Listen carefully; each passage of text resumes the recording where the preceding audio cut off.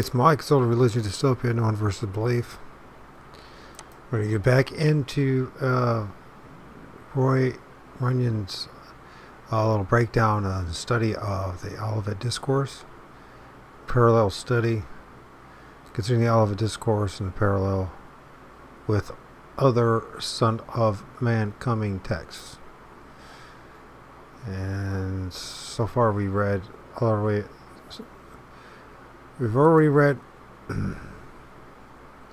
This is side note. Do you believe in Bigfoot? This new film, Bacon Bigfoot, will make you believe. Except that's a sculpture. Right, if I'm not mistaken. Neo-pop artist, Ron English, yes, Ron English, one who makes amazing paintings, bought a Banksy for $730,000 to paint over, and is building an artist-made welcome wall along the Mexico, blah blah blah blah blah.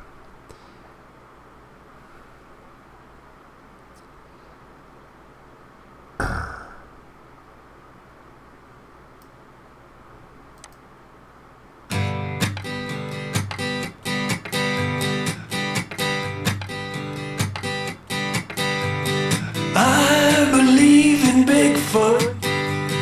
Bigfoot believes in me. I believe in Bigfoot, but I'm just his fantasy.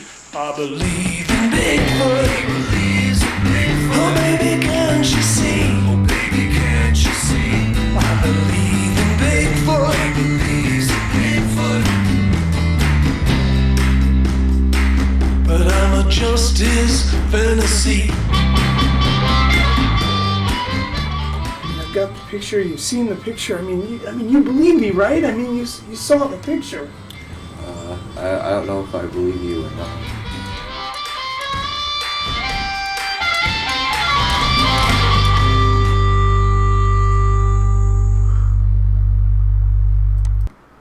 So anyways, that's like a sculpture of some sort, right?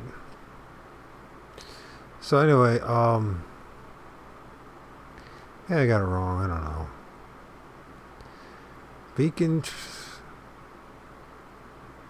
I believe in Bigfoot. Well, I don't believe in Bigfoot. I know Bigfoot is real, and it ain't anything like they're trying to tell you it is. So getting back to well, not reality, because that is part of reality, but this is what the reality of what the Bible actually says. And what the Bible actually says makes it very, very, very, very, very, very, very, very, very undeniable, indisputably clear that the second coming was going to happen, and the apostles and the first century disciples, Christians, generation. And there ain't no doubt about it. And I know a lot of people don't want to hear that, and they get very upset about that. And I was upset for a long time. And I tried to rationalize my way out of it. And one of the things I used was, of course, it was a Jesuit conspiracy. And then it was, because if it is a Jesuit conspiracy, well, then the Jesuits really did write the whole damn Bible, which is not what I'm saying. Okay. Or it is. There's this movement called preterism. Well, that doesn't mean anything. You can have all the movements you want. Man-made movements, it's not going to change one way or the other if what the Bible actually says. And you'll find that throughout all the translations, so the different translations, right? Or transliterations, or whatever you want to describe it, that they all say the same thing in the end, folks. And it's very difficult. It's painful And part of the problem is as Christians, we've had hirelings and the blind leading the blind. Hirelings been blinded by money and security instead of telling the truth. Now, what my discovery in life is the more you pursue the truth, the more and more the world closes in on you, and the less and less friends you actually have. And if you really want us to share the truth with people, you might as well forget about any serious fouling, making any kind of money out of this. And, I mean, I'm not making any kind of money. Like I said, if it wasn't for one of my listeners in the past year, and particularly the past 6 months, 7 months, if it was just one, only one of them, there might be two of you guys that 7 months ago did that. And if I've got that wrong, at best 2 of you at any given time have donated anything, and when you add up what you guys donated, which I'm very grateful for, it paid for the internet. That says it was under $100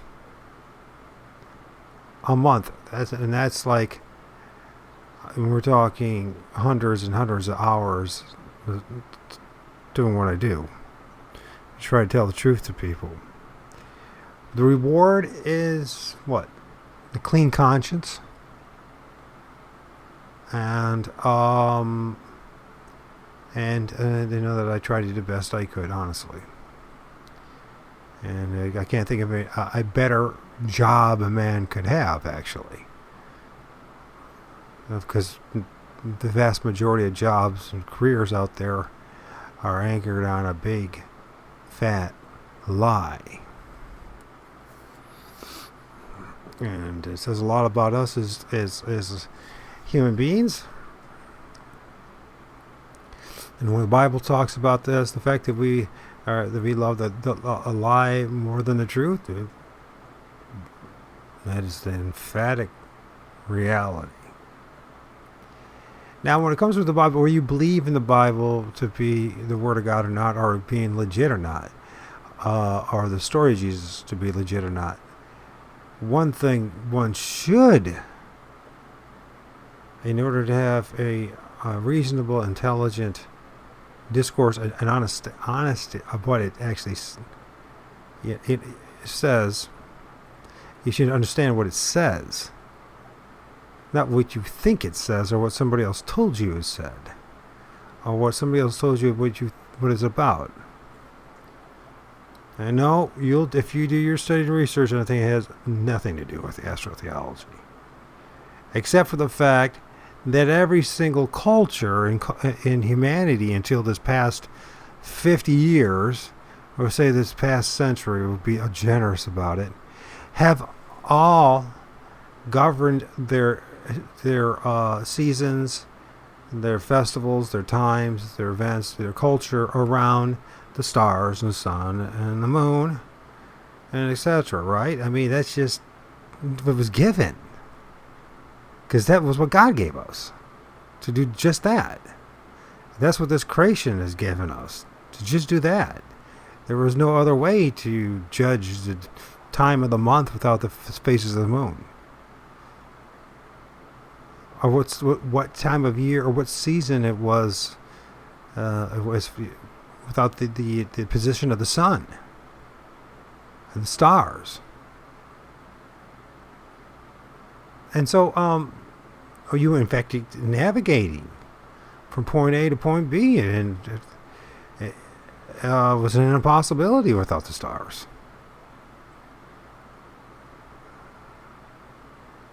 Unless you were going to have, which they didn't have back then, GPS and road maps and an asphalt jungle, a concrete jungle that we've created today.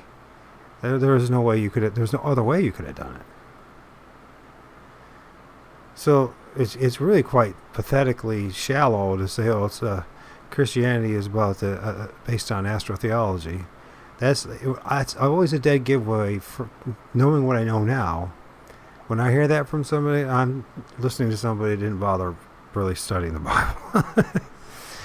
They took bits and pieces of it and created their own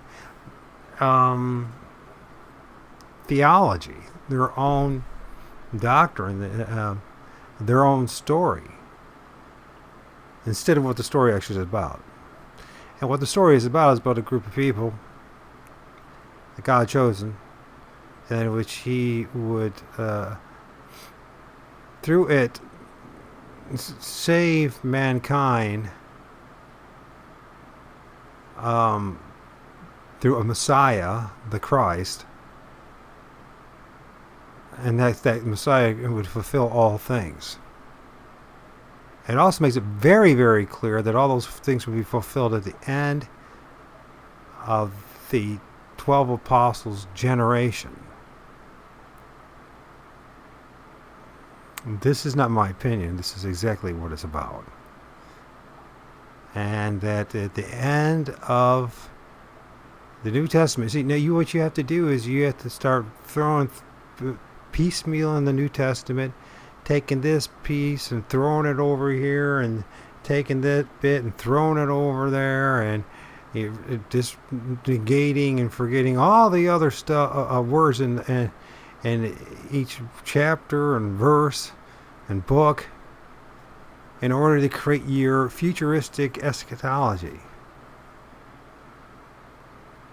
And if your faith in Jesus is based on Him returning to this world, to make this New Jerusalem, well, you need to study your Bible so you understand.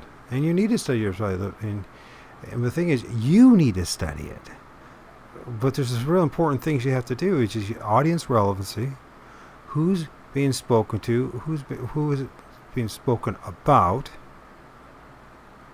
What the totality of the story is about. Not just a verse here and a verse there in order to fit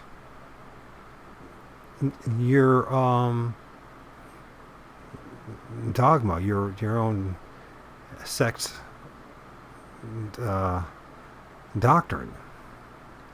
But actually, you need to understand what the doctrine of the Bible, the collection of the books, actually says. Now, whether you agree with it in the end day or not, that's up to you. But to be intellectually honest, which God gave you a brain, you need to do such a thing. You do. You would do that with any other book. To mystify and to twist the scriptures in order to fit one's prejudices and biases is irresponsible and disrespectful to any book. If you're honest about it, if you're going to be intellectually honest with God, gave you a brain to do just that, and we live in a day and a time when you can do that. So we're going to get back into this. So we were going to do these parallel chapters of the Olivet Discourses. We already read Matthew 24. Now we're going to go Mark 13. Once again, I'll send the link. There's a couple people said they weren't able to get access to the link. I have a hard time understanding that or believing that. If I can access it, I don't understand why you're not able to do that. Unless, I'm just somehow not giving you the full link. So I'll try again. And so this is part 3. And it's going to take time to really work this out. But I want you to understand that I don't belong to any group. I don't belong to any movement. I don't belong to any cult.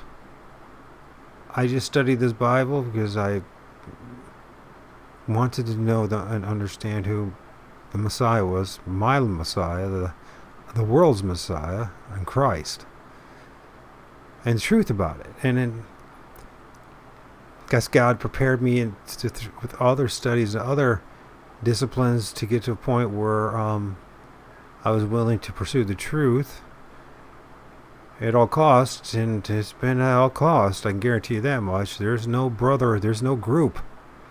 There's no group of preterists where I live. And it's not like there's not like people that live around me. I mean, I live in Northwest Ohio. A mile up the road, there's Detroit, 2 miles. Did I say a mile up the road? I meant to say an hour up the road is Detroit.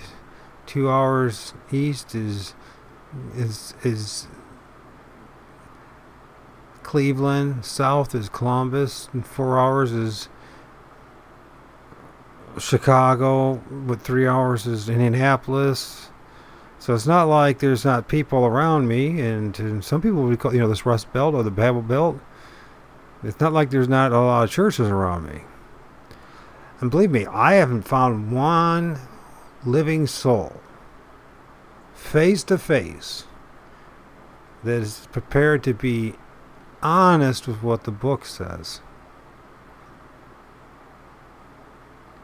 Which is really creepy. Because, the thing is, they have all these guys and gals, and there's nice smiles, and they all want you to be part of their study group and be part of their church, and would you like to be in the music team, and all this other nonsense. But nobody's interested.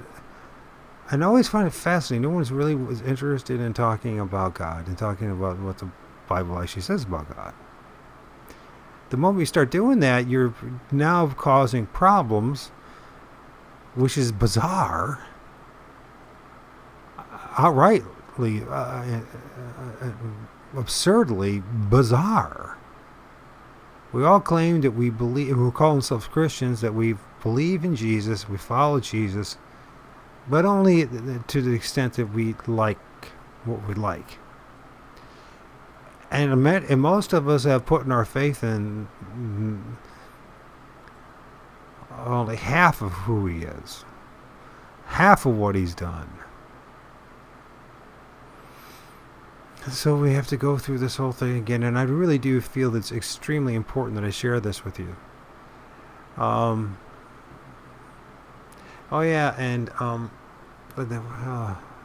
Billinger, I'm sorry, dude.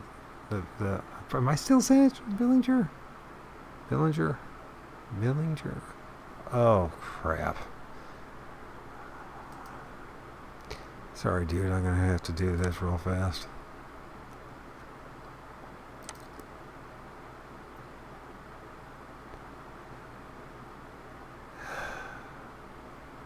Somebody wanted me to do some, talk about Bigfoot. I just don't. I already did it like a 3-hour streaming thing. I don't want to do it anymore. Actually, I tried to go out and do some. Hey, I saw the video you made, and thanks for the shout out.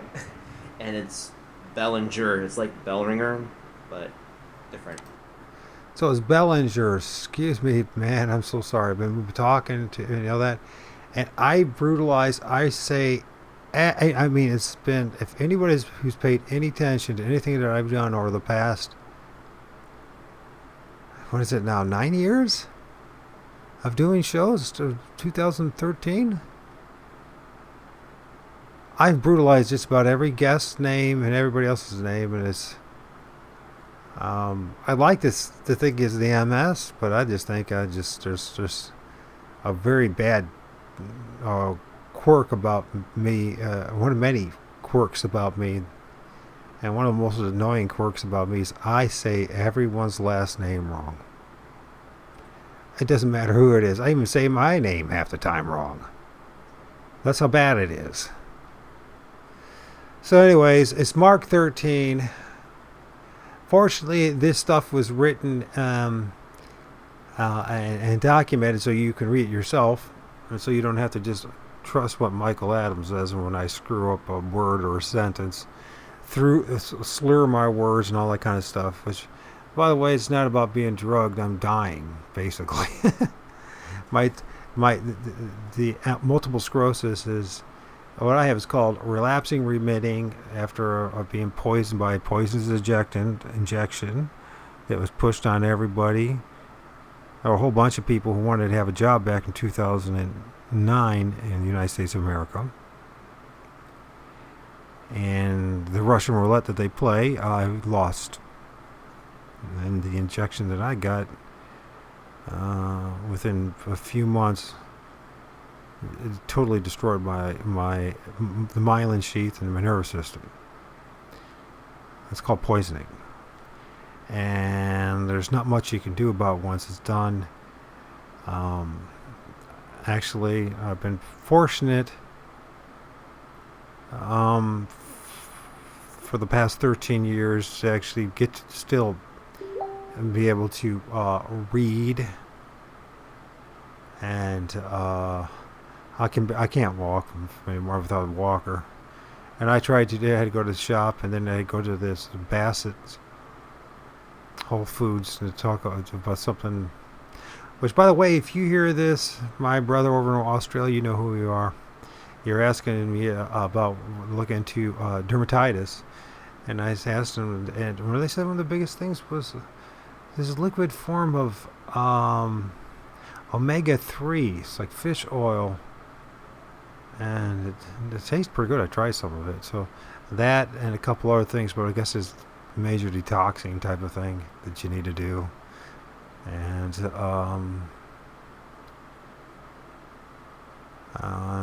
yeah, man. So that's the first step. So they were busy, so it was kind of like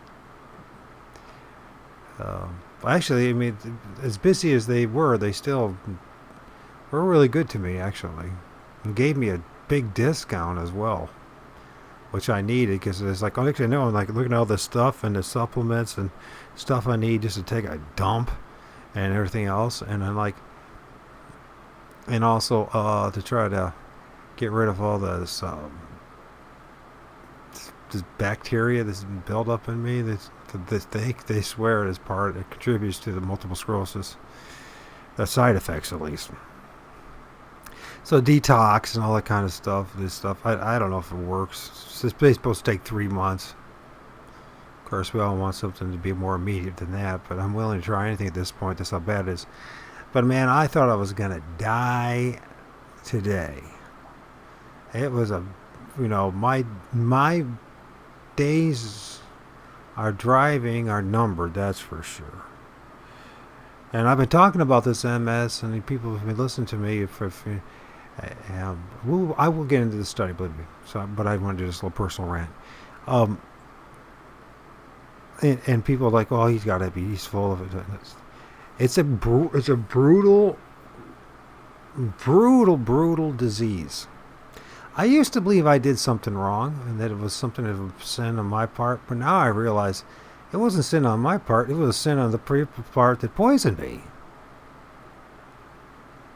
And God still has given me enough strength to do what? Serve Him. And as long as I serve Him, I guess I have another day. But my life, as far as a dad, has been destroyed, taken from me. As far as playing ball with my son, has been taken from me. As far as having a job, the stress of a job, a 9-to-5 job, making money or managing money or whatever, or back on the railroad, whatever, that's been taken from me. My joy of playing music and art has been taken from me. Everything has been taken from me, pretty much.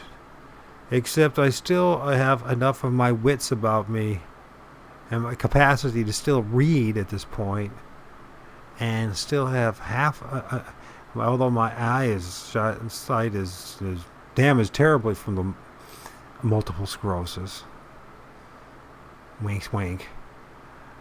Still, bifocals and all, I still can see things, and I do see things. God gets that. I'm grateful, really, that God's made me pretty much legally blind without the spectacles, because I do see things. And God's in my journey has allowed me to see a lot of. I see things in the trees, right, and some or in the clouds. People see that, or etc. And I don't really want to spend all my days staring at spirits. I think it's very important that we talk about, because there's a lot of people who are very intellectually honest, brilliant men, scholarly theologians who are honest just like I am about this, what the Bible says, but are a million times better as far as the minutia and the details, and breaking it all down to the sentence structure and everything, and where every verse phrase, verse, chapter was taken or inspired from whatever verse and chapter of book in the Old Testament. And it's mind-blowing. You realize how much of it was, and logically so, was taken straight from the Old Testament. Because that was their text. That was their book. There was no New Testament, right? There was no New Testament before Christ showed up. It all started being written after. It seems like. I don't see anything that was actually written during. It was after. And it stopped literally in 70 AD. And no matter how hard people try to conjure up stuff and say, oh, there's this one person and he said and he knew Jesus and it was... Listen, if the book of Revelation was written after 70 AD, if half the New Testament was written after 70 AD, we got one cruel God. Because the stuff was written about things that already had happened.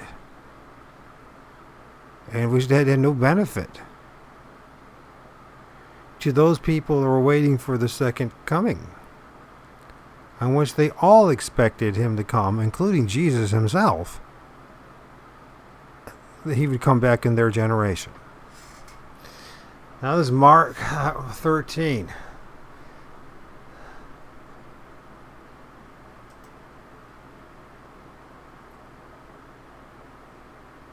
What is this, little buddies?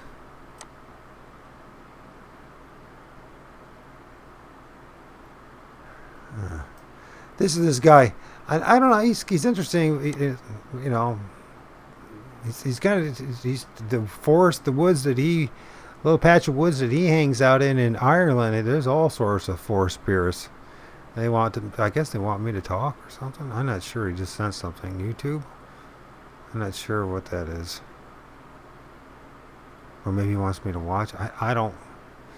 I'd rather talk about God right now. So, I will come right back with this recording. I might have to wait a bit, you know. So I'm a little bit off, anyways. I'm off because I almost died today. Get the heat, and actually, when I say that, I mean I almost died. I mean I could barely get myself into the house from driving, or from my porch into my couch. And I don't know how many times I've gone through this now in the past year. And I honestly,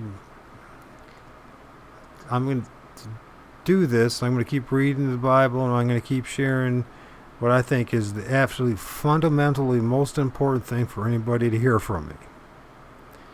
If you want to hear about what's going on in the world as far as the death potion, what's going on with the corporate companies and nanotechnology and all that kind of stuff, you can see some of that. I'm getting back into doing that again. I spent 2 years trying to warn people about the past 2 years, literally from the beginning of March 2020 until this past, I guess, whenever I started talking about Bigfoot again, and I started putting stuff back up on YouTube, my second channel.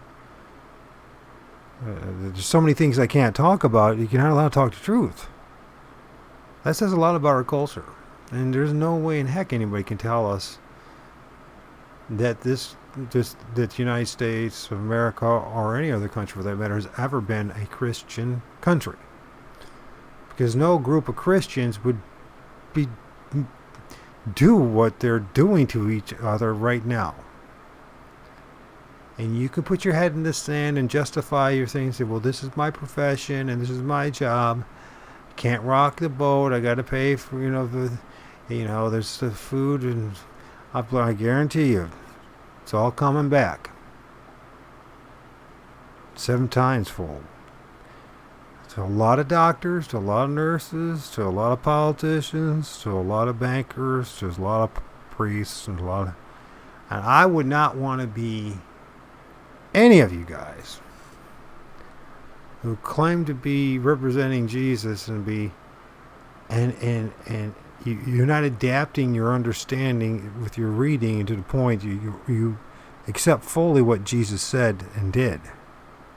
Because the moment you start having doubt or shame for what he said and did, I mean, Jesus told you what was going to happen to those of his own disciples, his own apostles. So think about what you're doing here. And that just, and here's the thing, once again, the good news of all this is, the good news is because Jesus fulfilled all things and the second coming already happened. What does that mean? If you have abiding faith in Jesus and what he said and did, you go straight to what people call heaven or New Jerusalem.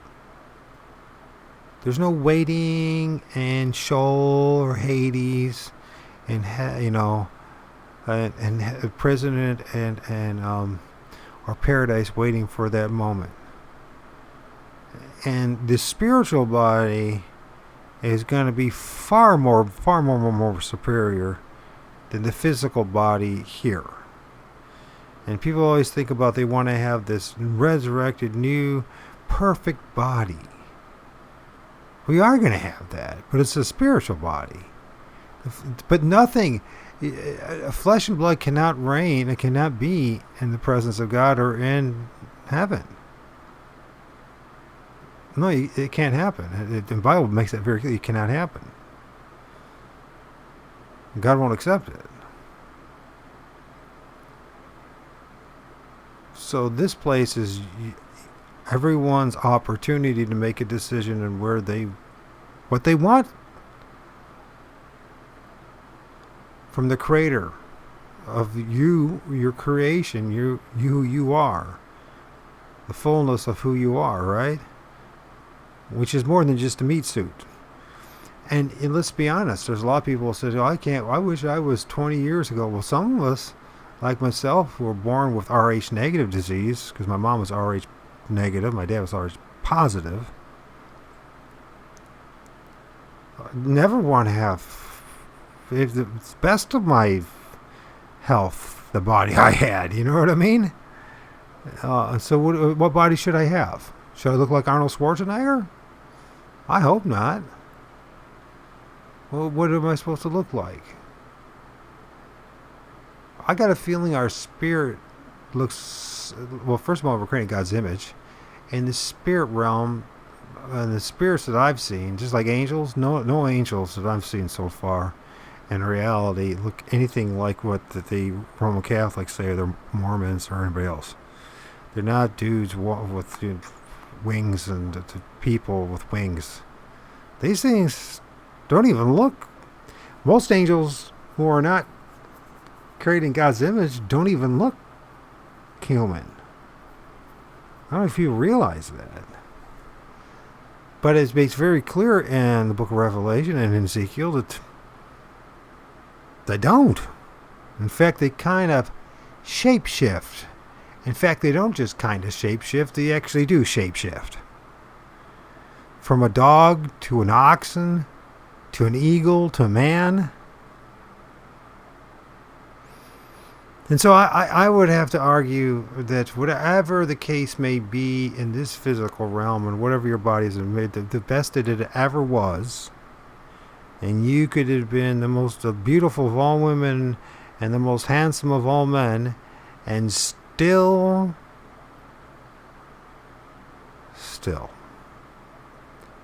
it was only in the eyes of men and yourself. Distorted. That cultures at time past, women that were fat people were considered attractive. Now it's skinny people. What is it? One needs to think these things through a little more seriously. Your faith should be having eternal life, the way, the truth, the life, the presence of your Creator, regardless of what you may look like, You understand that? You have a chance as the creation to be in the presence of the Creator. There couldn't be a greater pearl of great price. So, there we go. This is a rant that I needed to do. I need to let people know this, and obviously it's going to take more than even 3 parts to get through this series about the Olivet Discourse and how Jesus and his apostles said over and over and over again that Jesus is coming back in their generation, and they were expecting it fully. And if it didn't happen, all I can say is there's a whole lot of people that need to start thinking really clearly about what they actually believe in. All right. Mark 13. He wants us to start at 5, but we'll just start at 1. And as he went out of the temple, one of his disciples saith unto him, Master, see what manner of stones and what buildings are here? And Jesus answering said unto him, Seest thou these great buildings? There shall not be left one stone upon another that shall not be thrown down. By the way, it's the 13th of May, 2022. Man, I'm itchy. It's been a rough day. Another rough day. I'm sick of these rough days. Some people would have an issue with the fact that when you see that and then you see what in Matthew 24, they're not the exact same words. That, oh my gosh, there's got to be an issue. But is there really an issue? I don't know.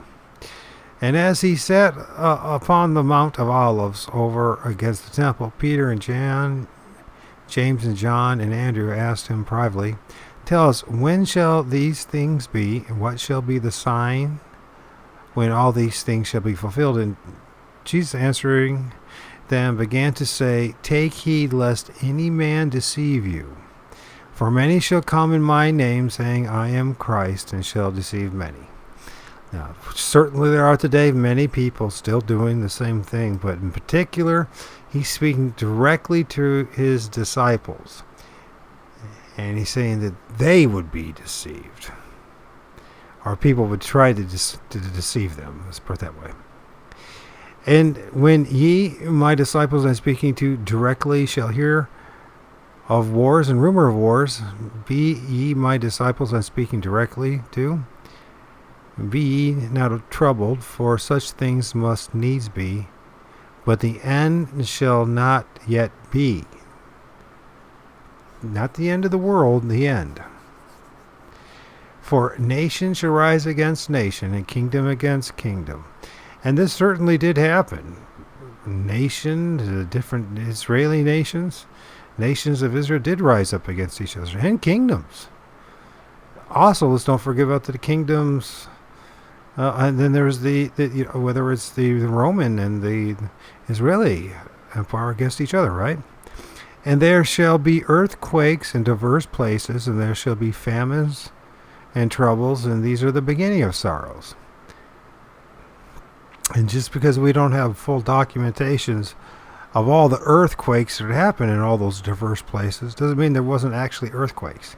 Now, it could be Hebrew figuratism, Hebrewism, I guess we should call it, because you see these same things being mentioned and in other times in the Old Testament, but there's no reason to think that there was not earthquakes.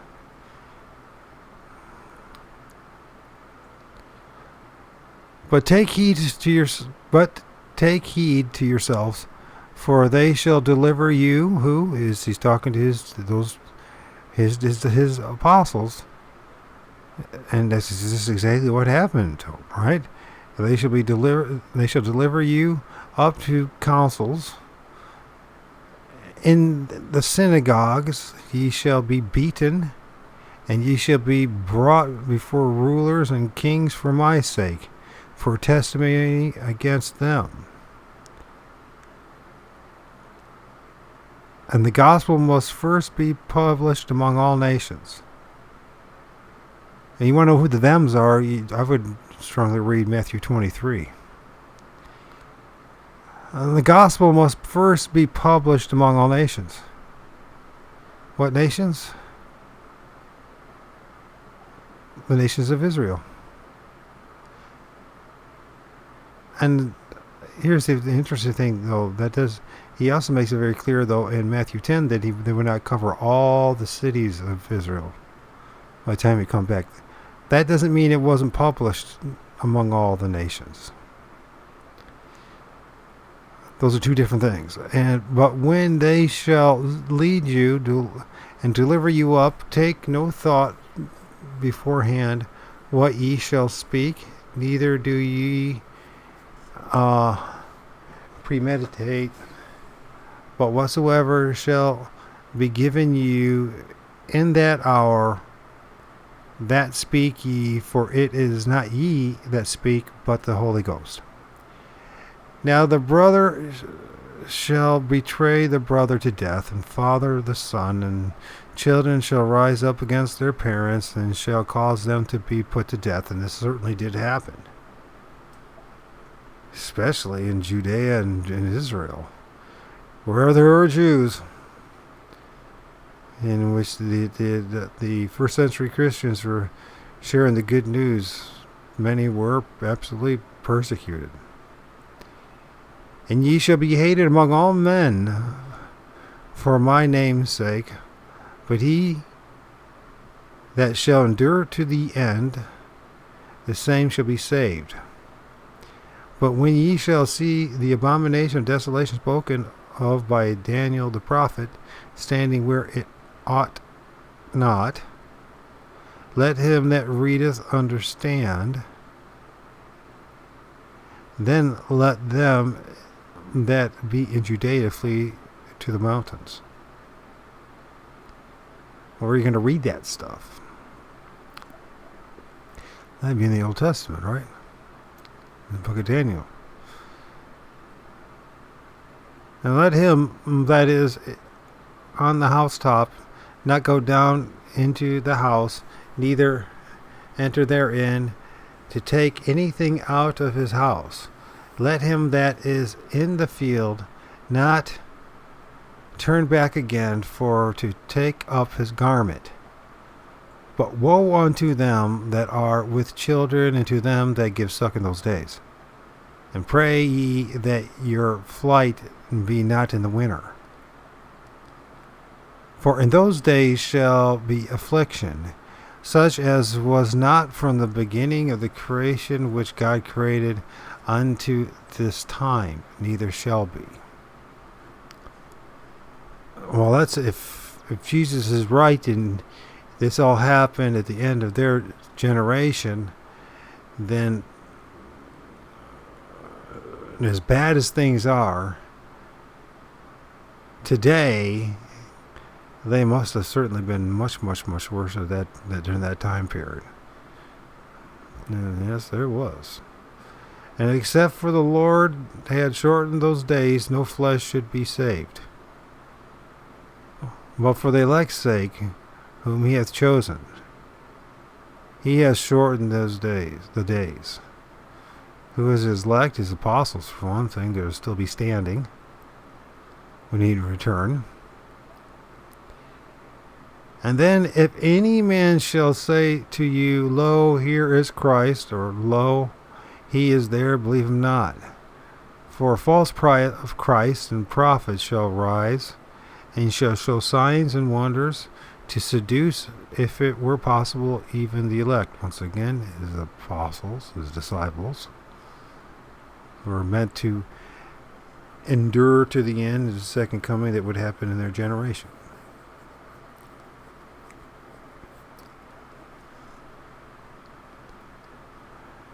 But take ye heed, behold, I have foretold you all things. But in those days after that tribulation, the sun shall be darkened, and the moon shall not give her light, and the stars of heaven shall fall, and the powers that are in heaven shall be shaken. And then shall they see the Son of Man coming in the clouds with great power and glory. And then shall he send his angels, and shall gather together his elect from the four winds, and from the uttermost parts of the earth to the uttermost parts of heaven.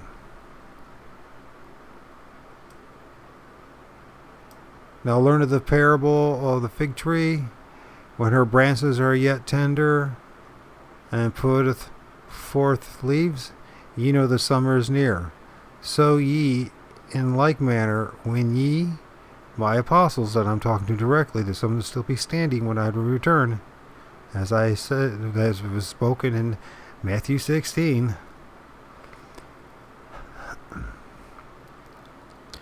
And Mark 8:9. And when ye shall see these things come to pass, know that it is nigh, even at the door. Even at the doors, excuse me. Verily I say unto you, that this generation shall not pass. Whose generation? The apostles' generation. Till all these things be done. Heaven and earth shall pass away, but my word shall not pass away. But of that day and that hour knoweth no man, no, not the angels which are in heaven, neither the Son, but the Father.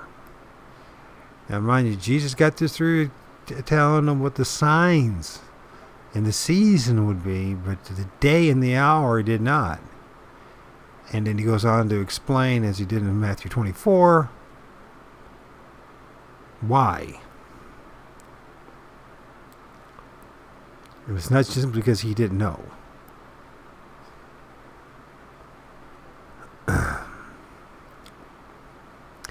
But of that day and that hour knoweth no man, no, not the angels which are in heaven, neither the Son, but the Father. Take ye heed, watch and pray, for ye, my disciples, and talking directly, know not when the time is. Know the season, know the signs, but not the day or the hour. For the Son of Man is as a man taking a far journey, who left his house and gave authority to his servants and to every man his work, and commanded the potter to watch. Watch ye, who? My apostles I'm talking to. Therefore, for ye, my apostles, know not when the master of the house cometh, at even, or at midnight, or at the cock crowing, or in the morning, lest coming suddenly he find you sleeping. And what I say unto you, I say unto all, watch.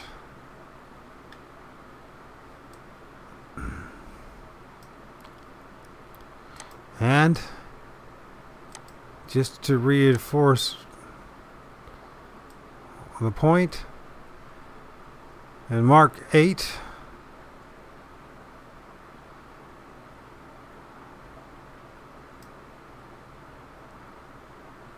let's start 33. And when he had turned about and looked at his disciples, he rebuked Peter, saying, Get thee behind me, Satan, for thou savorest not the things that be of men, but the things that be of man. And that's a lot of what we're dealing with today.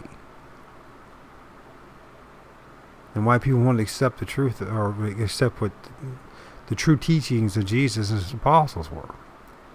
And when he had called the people unto him, with the disciples also, he said unto them, Whosoever will come after me, let him deny himself, and take up his cross and follow me. For whosoever will save his life shall lose it. But whosoever shall lose his life for my sake and the gospel's, the same shall save it.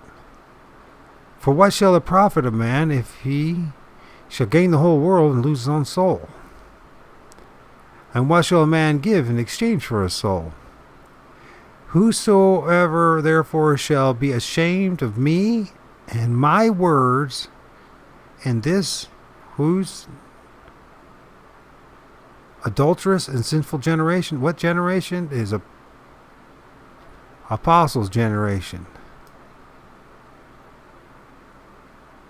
Of him also shall the Son of Man be ashamed when he cometh in his glory with his fathers, with his holy angels. That's the second coming. And what will happen in the second coming? And he said unto him, Verily I say unto you, that there be some of them that stand here, which shall not taste death, till they have seen the kingdom of God come with power. So made it very clear that some of his apostles will still be standing when he would return. And it's illogical to believe that thousands and thousands of years later, that some of them will still be around waiting for that second coming.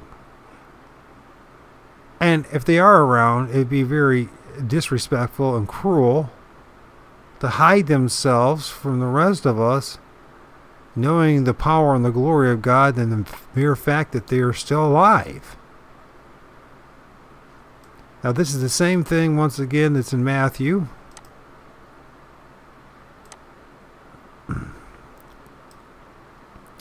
Matthew 16. So you know that is, and by the way, this has zero to do with the transfiguration of Christ, because if that were the case, some of the apostles, by the time the transfiguration of Christ happened, would be dead. Not all of them would be standing, but all of them were still standing at that time. Not all of them were there in the presence of the transfiguration, but they're all still standing. Now we get back to this in Matthew 16. For what, going through the whole thing again with Peter, and get thee behind me, Satan, and you save with the things of men and not of the things of God. Which is what we're dealing with today in modern day Christianity, unfortunately.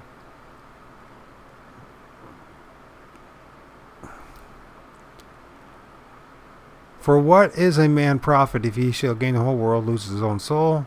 And what shall a man give in exchange for his soul?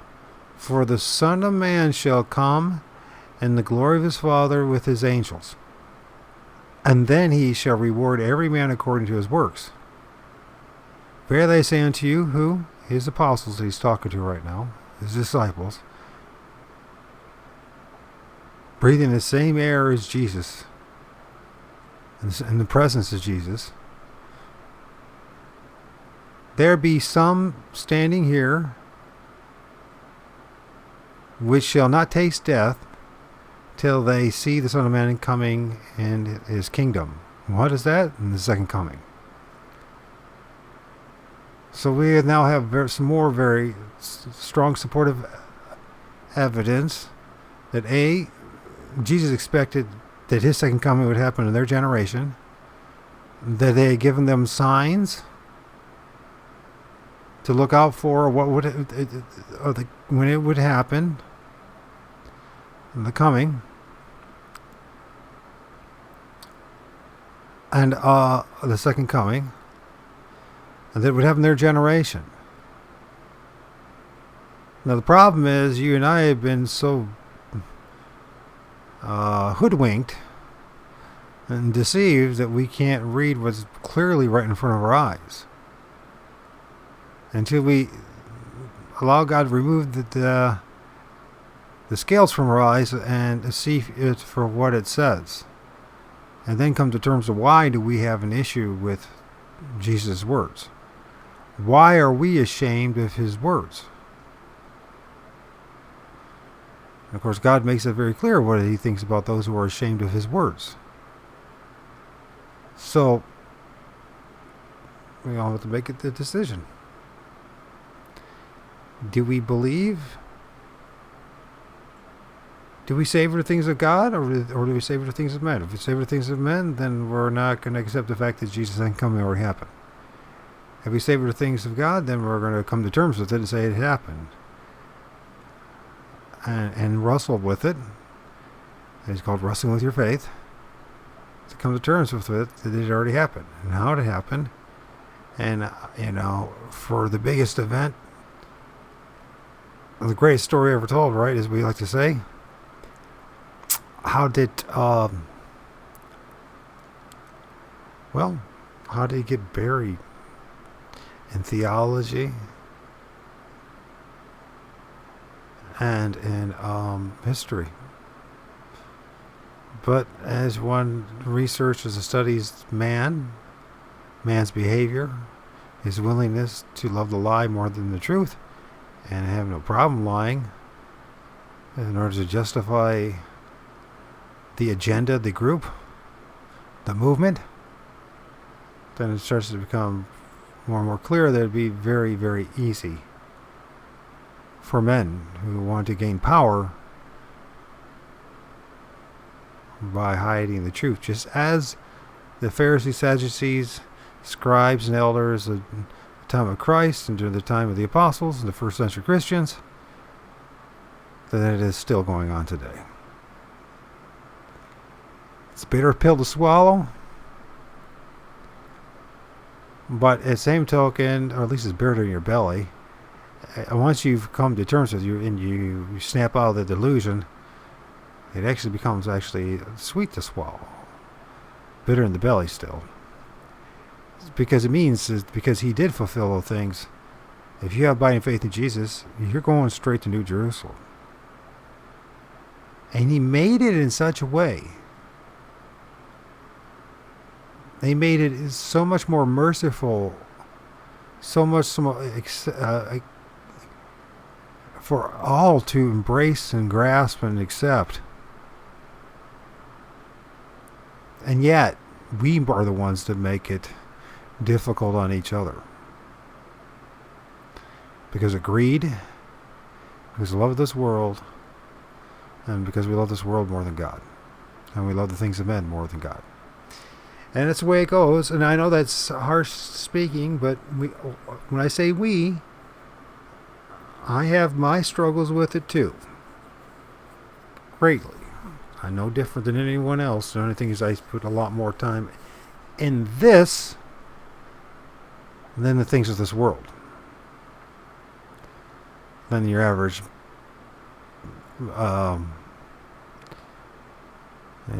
person. But that's only because God put me in a situation where what else was there? Either this is true or it's not. Because this place is a dead end for me. There is no amazing relationship with a woman. There's no amazing relationship with people. There's no accolades. There's no awards. There's no ceremonies. There's no big house on a hill. There's no farm with farm animals. There's no going to hunt in the great white north, and there's none of that stuff. None of that's for me. None of it. My days are numbered in this world. So it's more important than ever for me to be as right as I possibly can with my God. I hope you understand. Anyways, this is the end of part 3 of this once again, and we are working out, well, not the Bigfoot thing, although that's a statue. That's some guy's artwork. That's amazing artwork. Look how it's just like, it looks almost real, doesn't it? Especially the face and all there. And it's, people say about Patty and all that stuff that they didn't have the technology to fake a suit like that back then, and I just have to argue that we don't know that, and B, if it's true, what we hear over and over and over again, for the same people who say that Patty is real, and the same breath say that the government, the military is at least 50 years ahead of the rest of us in technology, understanding Laurel Canyon, Hollywood, and all that's all managed and run It's all part of the propaganda, the state apparatus of the United States and the West. So a whole lot of money and energy and resources have been put into Hollywood and Laurel Canyon for 70 years now, 80 years, maybe longer than that. To say that they didn't have the technology to fake Patty, that's not a legit argument. It's just not a legit argument.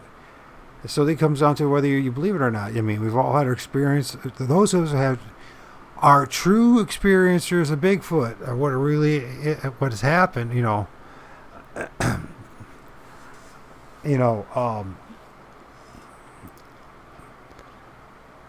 Nothing's surprising. Let's put it that way. Nothing's when it comes to the spiritual realm and whatever, and what kind of blood rituals and blood baiting they were doing to get that thing to come out.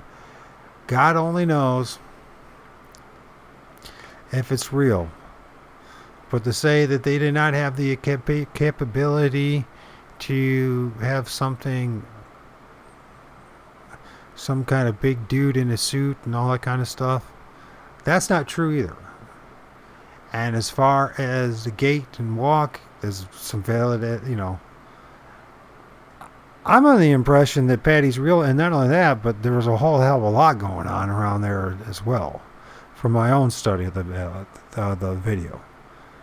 But saying that, you know what? I don't know. I wasn't there. All I know is my own experiences, my own encounters, and the things that I encountered that fit the bill of Bigfoot were able to go through trees. I'm not like blast through trees and like knock it down and break it in half. I'm talking about go through it. Like a ghost. Like a spirit. And that's the only thing I can say. I don't expect you to believe me. You shouldn't. Quite frankly, but I do have a responsibility to warn you. At least I feel I do. So that when it does happen and you used to go through something, you can go back in time and say, oh yeah, remember that crazy dude that believed that Jesus already showed and all that? He was telling us about that. He said that these things were spirits. Now it kind of makes sense what they were doing. And I couldn't see them while they were paralleling me.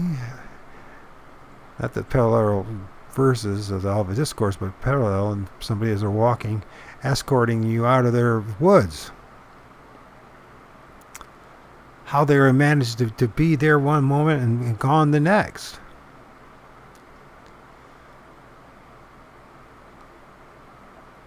There's a lot going on in this world that they're not telling us. And if we don't get honest with each other and start telling each other honestly what's going on, nobody else is gonna. And there's an awful lot of people out there that will sell books and tell you half the story in order to keep on selling books.